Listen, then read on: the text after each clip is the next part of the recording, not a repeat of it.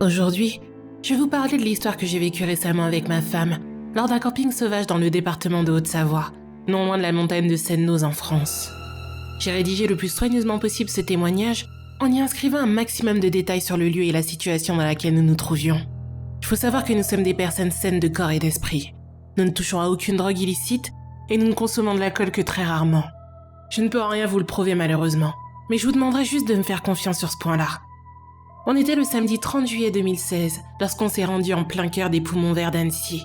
On voulait faire une journée et une nuit de camping sauvage. C'était d'ailleurs pas la première fois qu'on en faisait. À notre arrivée, on a abandonné la voiture pour nous enfoncer à pied dans l'immense forêt de sapins. On a dû marcher plus d'1h30 avant de trouver l'emplacement parfait pour la nuit. On a pris le temps de s'installer confortablement dans la zone avant de s'offrir un joli pique-nique non loin d'une rivière. On est resté pratiquement toute l'après-midi à explorer les environs, sans pour autant trop nous éloigner de la tente.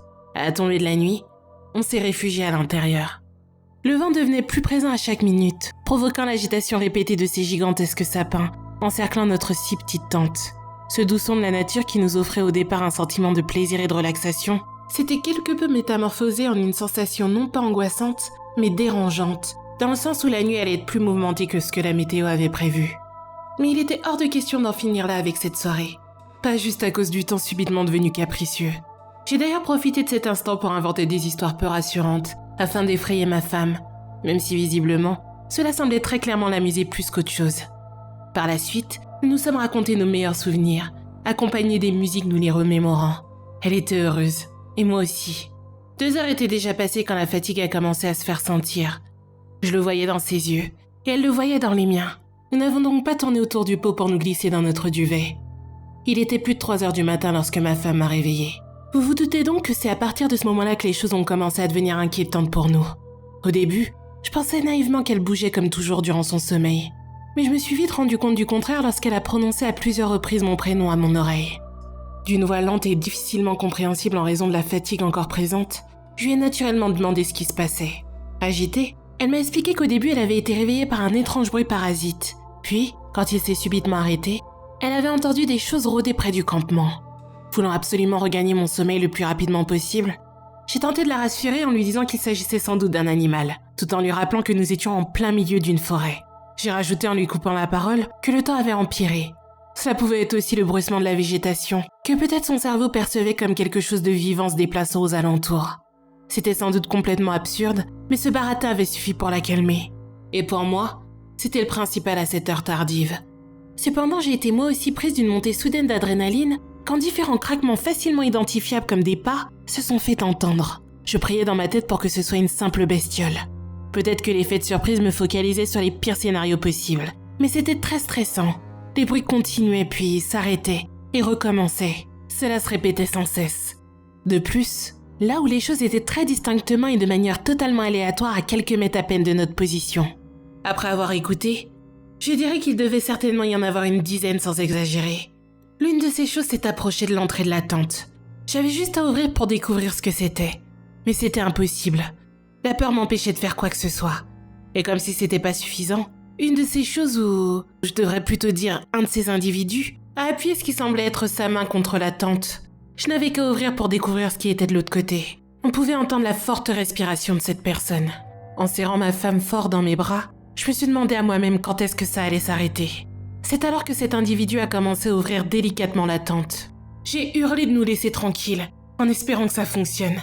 Après un court instant chargé d'appréhension, et pour le coup très angoissant, les individus se sont éloignés jusqu'à laisser place à nouveau au bruit du vent. Profitant de la situation pour refermer la tente, en l'espace d'1 ou 2 secondes, j'ai remarqué en regardant par l'ouverture que ces personnes marchaient très rapidement dans tous les sens, en effectuant des gestes incohérents. Ces silhouettes noires produisaient aussi des sons bizarres, des sons complètement inconnus je dirais. Mais l'intonation ressemblait vaguement à une personne ivre morte, tentant de fredonner une sorte de mélopée. C'est vraiment compliqué à décrire. On est resté un bon moment silencieuse. Les mains de ma femme me broyaient presque l'avant-bras. J'ai ensuite pris une grande inspiration pour évacuer toute cette terreur en moi. Juste après, un rire nerveux s'est échappé de ma gorge. Ma femme, elle, se frottait le visage en cherchant des yeux la bouteille d'eau. Puis elle a enfin réussi à former quelques mots pour me dire qu'elle voulait rentrer.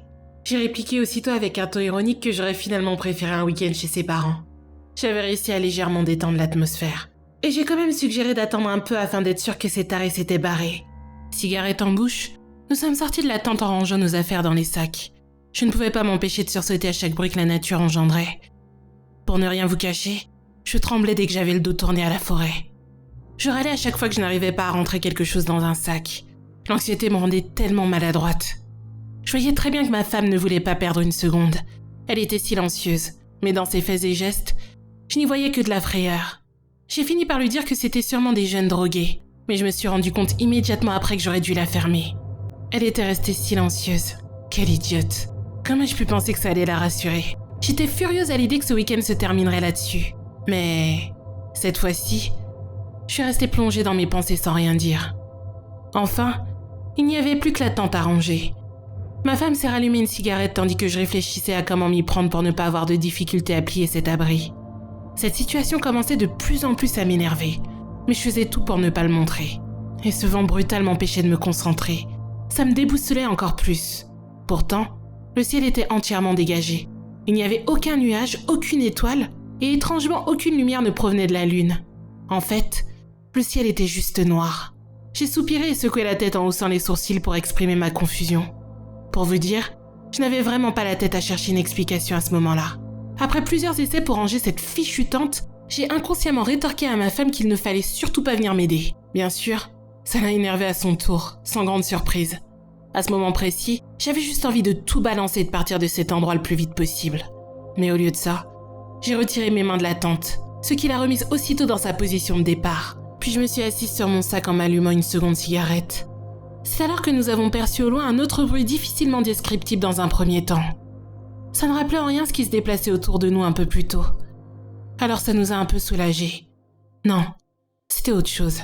J'ai réussi à convaincre ma femme de s'éloigner un peu de la tente encore sur place afin de savoir ce que cela pouvait être. En nous concentrant un maximum, nous avons compris l'origine de ces turbulences en continu.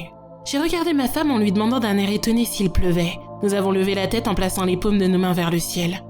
Elle m'a répondu que s'il pleuvait, ce n'était certainement pas ici. En éclairant au loin avec ma torche, je pouvais voir très distinctement la pluie battante s'écrasant sur le sol. Je me suis retournée vers ma femme, l'air totalement perdu devant tout ça. Et c'est alors que j'ai remarqué qu'à plusieurs mètres derrière elle, se tenait un de ces types. J'ai brusquement pris la main de ma femme afin de la coller contre moi. Je lui ai chuchoté de ne faire aucun bruit lorsqu'elle a remarqué elle aussi sa présence. La personne a effectué un mouvement me faisant comprendre qu'elle s'était retournée face à nous. Sa tête s'est mise à vaciller dans tous les sens, tout en poussant exactement les mêmes sons inintelligibles. Je pouvais voir difficilement des choses se déplacer dans les fourrés, des mouvements vifs et instantanés. Ces voix pétrifiantes confirmaient que ces personnes n'avaient rien de normal. J'agitais ma lampe torche partout dans la forêt. Et je ne sais pas pourquoi, mais j'arrêtais pas de crier. Il n'y a que des arbres, encore et encore, ce qui effrayait encore plus ma femme. Enfin, j'ai vu brièvement ces silhouettes se déplacer rapidement derrière les sapins. Contre toute attente, ces agitations se sont arrêtées d'un coup, formant presque un cercle autour de ma femme et moi. Ils nous regardaient silencieusement en bougeant leurs têtes qui semblaient désarticulées. Sans réfléchir, nous en avons profité pour courir jusqu'à notre tente, qu'heureusement je n'avais pas eu le temps de démonter. Une fois à l'intérieur, nous les avons entendus marcher tout droit vers nous. Aussitôt après, ce crissement très perturbant, identique à celui qu'avait entendu ma femme avant qu'elle ne me réveille, s'est mis à résonner dans nos têtes, ce qui a causé une étrange réaction sur les personnes autour de nous. Ça frétillait de partout, comme si ça avait déclenché quelque chose en eux. Et d'un instant à l'autre, il n'y avait plus rien. Seul était présent cette sorte de brouillage imperceptible et insupportable, dont l'origine m'est toujours inconnue. Tout ça, accompagné du vent et des bruissements de la végétation. Finalement, le grésillement désagréable s'est éloigné tandis que le son de la pluie se rapprochait. Et ça, jusqu'à ce qu'il arrive juste au-dessus de la tente.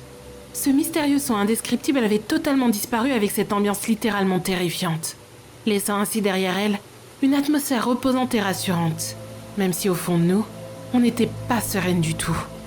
Calmement et toujours sur mes gardes, j'ai sorti la tête dehors confirmant que nous étions bel et bien seuls. Tout en recevant de la pluie sur mon visage, je contemplais de nouveau le ciel en remarquant cette fois-ci des nuages et la timide lumière de la lune. Le ciel n'était plus vide, il n'était plus noir. Il était plus de 4 heures du matin lorsqu'on a définitivement quitté la forêt. On a essayé d'arriver le plus rapidement possible jusqu'à la voiture et on a filé directement chez nous. On était toujours sous le choc durant le trajet. Ce que nous avons pu vivre, tout ça, je ne pourrais pas véritablement y trouver une explication rationnelle. J'ai pas mal d'hypothèses en tête à ce sujet, mais je préfère les garder pour moi-même. Ce sont les faits qui sont primordiaux. Pour moi qui suis cartésienne, c'est déjà assez difficile de partager cette histoire. Je tiens à rester anonyme car je ne sais pas si vous allez me croire. Mais une chose est sûre, je ne suis pas dingue. Alors si comme moi et ma femme, vous décidez de partir en camping, faites bien attention, car il y a des choses pas nettes là-bas.